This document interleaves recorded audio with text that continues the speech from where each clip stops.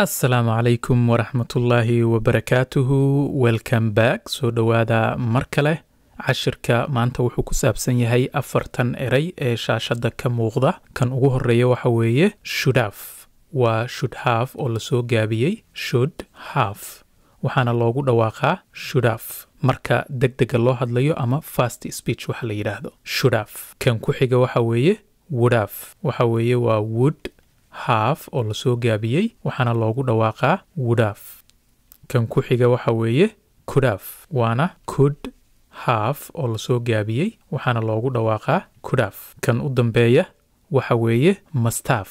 Must have. Marka lagu dhawaaqayna waxa loogu dhawaaqaa must have.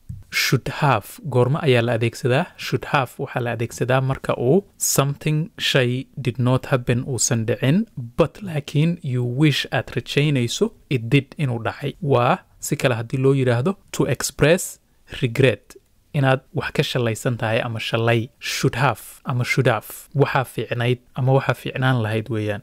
Waa marka aad qeexayso shalay ama wixii dhacay wax ka gedisan aad jeclaan lahayd inuu dhaco. Would have ama would have expresses waxa ay qeexaysaa a plan qorshe that did not happen. Kaasi oo aan dhicin. Wax ayaad qorshaysay wixii ma dhicin marka ama waxaad qiyaasaysaa you are imagining or wishing that something had happened but it did not. Could have ama could have waxa la adeegsadaa marka uu something was possible uu shay suuragal uu ahaa in the past waqtigii la soo dhaafay but it did not happen laakiin ma uusan dhicin. Wax suuragal ayuu ahaa waa wax dhici karay laakiin waxaasi ma uusan dhicin.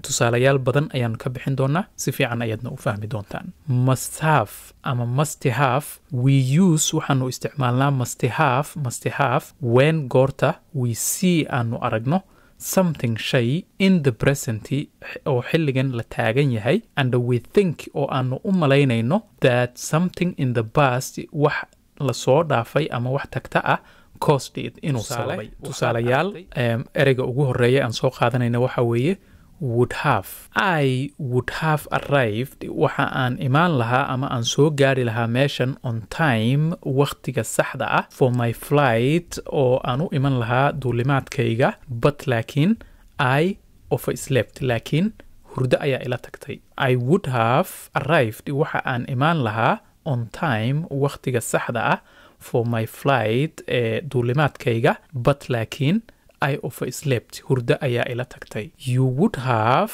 passed waad baasi lahayd your exams imtixaanadaada but laakiin you did not study uma aadan baranin ama uma aadan akhrisanin hard enough adayg in ku filan ama si adag oo ku filan imtixaanka inaad ku baasto uma aadan baranin ama uma aadan akhrisanin. You would have passed waad baasi lahayd your exams imtixaanadaada but laakiin you did not study uma aadan baranin ama uma aadan akhrisanin hard enough si adag oo ku filan. Would have waxa weeye waad samayn lahayd ama waad yeeli lahayd. Sidoo kale negative ahaanna waa loo isticmaali karaa oo waxay noqonaysaa wouldn't have ama would not have. Would not have. If I had arrived haddii aan imaan lahaa 5 minutes later 5 daqiiqo kadib xilligii aan imid I wouldn't have gotten ma aanan heli lahayn a seat kursi. If I had arrived haddii aan imaan lahaa 5 minutes later 5 daqiiqo kadib I wouldn't have gotten ma aanan heli lahayn a seat kursi. Tusaale kale if he hadn't been using haddii uusan ahaan lahayn mid isticmaalaya his cell phone telefoonkiisa gacanta while goorti uu driving gaadhiga waday he wouldn't have gotten into ma uusan geli lahayn an accident shil. If he hadn't been using haddii uusan isticmaalaynin his cell phone telefoonkiisa gacanta while driving goortii ama markii uu gaadhiga waday he wouldn't have gotten into ma uusan geli lahayn an accident shil. Should have waxaanu nidhi should have waxa ay qeexdaa regret ama shalay. Tusaale you should have waxa kuu fiicnaan lahayd arrived in aad timaado ama aad soo gaadho early goor hore for your flight duulimaadkaada. You should have arrived waxa fiicnaan lahayd ama kuu fiicnaan lahayd inaad soo gaadho ama aad goobta timaado early waqti hore for your flight duulimaadkeedii tani waxay caddaynaysaa qofkani aad la hadlayso inuusan waqtigii ku habboonaa uusan imaanin she should have iyada waxa u fiicnaan lahaa studied in ay barato ama akhrisato had si adag for her exams imtixaanadeeda she should have studied waxa u fiicnayd iyada inay u barato ama u akhrisato had si adag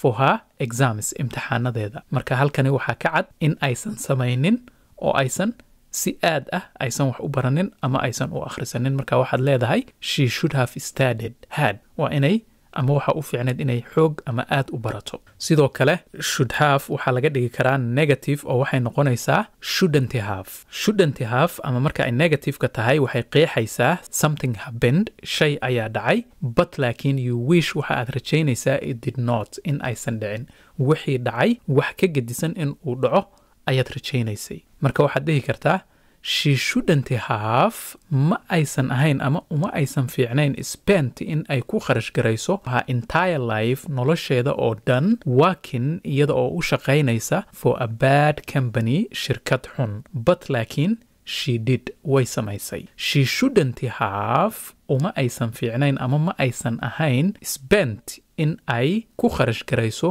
her entire life nolosheeda oo dhan working iyada oo u shaqaynaysa for a bad company shirkad xun but laakiin she did way samaysay tusaale kale you shouldn't have kuma fiicnayn spent in aad ku kharash garayso so much time waqti saas u badan sitting adigoo fadhiya in a restaurant muqaaxi you shouldn't have ma aysan ahayn ama kuma fiicnayn spent in aad ku kharash garayso so much time waqti sidaasi u badan sitting oo aad fadhido ama iska fadhido in a restaurant muqaaxi could have waxaanu nidhi waxaa loo adeegsadaa marka uu shay uu suuragal ahaa waqti lasoo dhaafay laakiin shaygaasi aan la samaynin when something was possible in the past but it did not happen shaygii suuragal ayuu ahaa waqti laga soo tegay laakiin lama samaynin tusaale ahaan if haddii I had known aan ogaan lahaa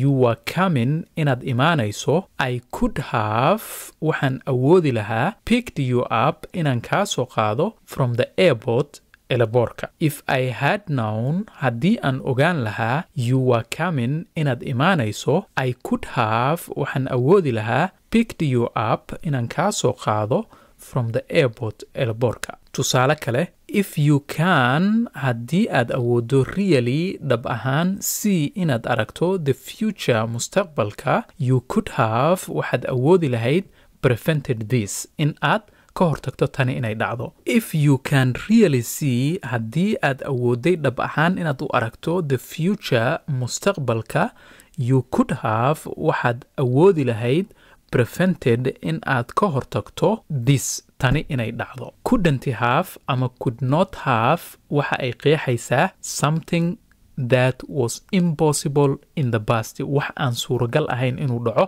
waqti laga soo gudbay tusaale ahaan I couldn't have finished ma aanan awoodin inaan dhammeeyo earlier waqtigan waqti ka horeeya because sababtoo ah there was waxaa jiray too much work shaqo aad u badan to do in la sameeyo I couldn't have ma awoodin finished inaan dhammeeyo earlier waqtigan waqti ka horeeya because sababtoo ah there was waxaa jiray too much work shaqo aad u badan to do oo u baahan in la sameeyo tusaale kale she couldn't have ma aysan awoodin iyada come inay timaado to class galaaska today maanta because sababtoo ah she was sick waxay ahayd qof xanuunsanaya she couldn't have come ma aysan awoodin inay timaado to class today galaaska maanta because sababtoo ah she was sick way xanuunsanayd tusaale kale I couldn't have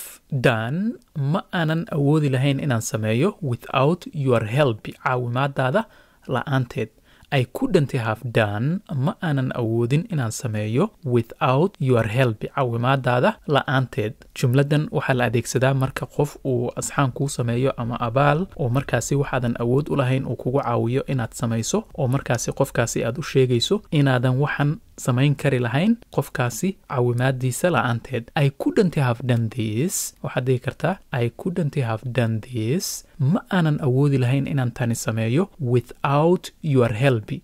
caawimaadaada la'aanteed. tusaale kale, if she hadn't studied, haddii aysan u baran lahayn ama u akhrisan lahayn so hard si aad u adag, she couldn't have, ma aysan awoodi lahayn passed inay baasto this exam, imtixaankani. if she hadn't studied so hard, haddii aysan sidan aadka ah aysan u akhrisan lahayn ama u baran lahayn, she couldn't have passed, ma aynan awoodi lahayn inay baasto this exam, imtixaankani. must have, we use waxaanu u adeegsanaa must have when we see markaynu aragno something shay in the present oo waqtigan la taagan yahay ama xaadirka ah, and we think oo aanu u malaynayno that taasi something in the past wax laga soo tegay caused it inuu sababay. tusaale ahaan, my mirror, muraayadayda, is broken, way jaban tahay, so sidaasi daraaddeed someone, qof, must have dropped it, ayaa qasaba in uu riday. muraayadaydii way jaban tahay, markaasi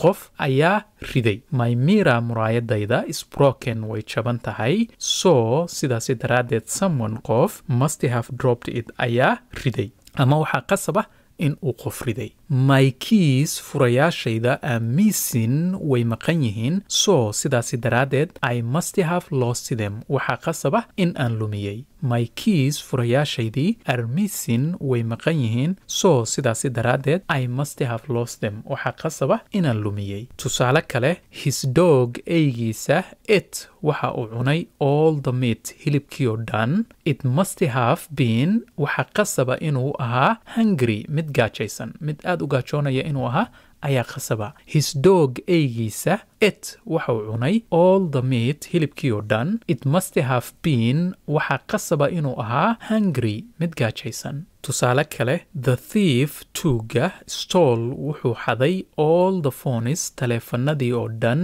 in the shop, ee dukaanka yaalay. the watchman, waardiyihii, must have, waxaa qasaba inuu slept u seexday. the thief, tuuga, stole, wuxuu xaday all the phones, taleefanadii oo dhan, in the shop, ee dukaanka yaalay. the watchman, waardiyaha, must have, waxaa qasaba slept inuu seexday. cashirkii maanta intaas aynoo joogo. inta aynu ku kulmi doono cashirkan la mid ah, waxaan idinkaga tegayaa wasalaamu calaykum waraxmatullaahi wabarakaatu.